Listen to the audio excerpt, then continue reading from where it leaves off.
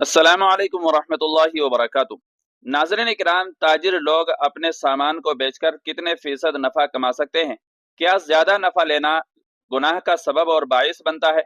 इसलिए कि बहुत सारे लोगों को कहते हुए सुना जाता है कि फलां दुकानदार बहुत ज़्यादा नफ़ा लेता है। तो क्या इस तरह ज़्यादा नफ़ा लेना शरीयत के एतबार से मना है, या फिर ज़्यादा नफ़ा लेने की शरीयत में इजाज़त दी गई है?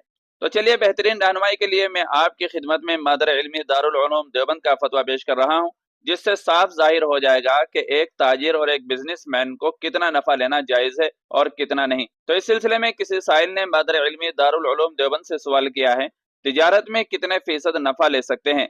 इस्लाम के हिसाब से तिजारत में कितना फीसद फायदा लेना चाहिए? कोई कहता है माल मेरा है, मैं इसको 2 रुपए में बेचूं चाहे 200 में।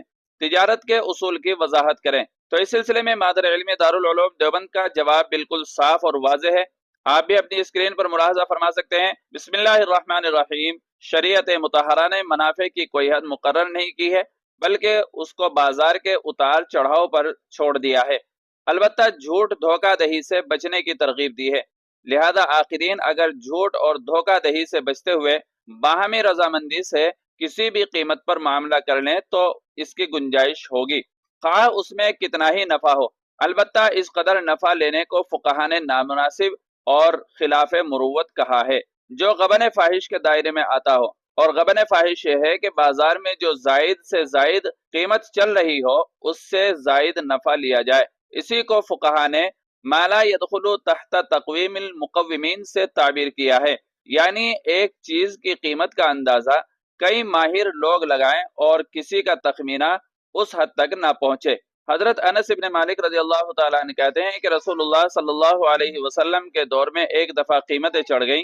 लोगों ने अर्ज किया, अल्लाह के रसूल, हमारे लिए एक नर्ख यानी भाव मुकर्रर कर दीजिए। आप सल्लल्लाहु अलैहि वसल्लम ने फरमाया, अल्लाह ही नर्ख मुकर्रर करने वाला है, कभी कम कर देता है और कभी ज्यादा कर देता है, वही रोजी देने वाला है। तो नाज़रीन इकराम, वीडियो को ज्यादा से ज्यादा लाइक और शेयर जरूर कर दीजिएगा, और चैनल पर पहली बार आए हों तो सब्सक्राइब भी कर सकते हैं। चलिए फिर मिलते हैं अगली किसी दूसरी वीडियो में। अस्सलाम वालेकुम वरहमतुल्लाहि वबरकातुहू।